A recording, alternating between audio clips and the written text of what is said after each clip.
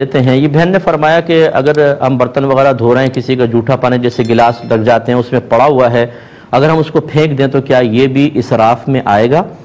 تو جی بالکل آئے گا، وہ پانی یوز ہو سکتا ہے، لیکن بعض اوقات ایسا ہوتا ہے کہ طبیعت نہیں مائل ہوتی کسی کا جھوٹا پانی پینے کے سلسلے میں، خاص طور پہ ان کی کہ جن کی مونچھیں بڑی بڑی ہوں اور وہ ہونٹوں کے اوپر آ رہی ہوں، ویسے ہی مکروہ ہے ایسی مونچھیں رکھنا، یہاں سے کاٹنا واجب ہے مرد کے لیے کہ ہونٹ کے اوپر بالکل مونچھ نہ آئے، اور یقینی سی بات ہے جب پانی پیتے ہیں تو وہ مکروہ مونچھیں جو ہے اس پانی کے اندر جاتی ہیں، پانی مکروہ ہو جاتا ہے۔ ایسی بعض لوگ ہوتے ہیں گندی حرکتیں زبانیں پھیر رہے ہیں اور چپڑ چپڑ کھا رہے ہیں، اور اتنے غلیظ قسم کے دانت ہوتے ہیں گندے، اللہ تعالیٰ معاف فرمائے،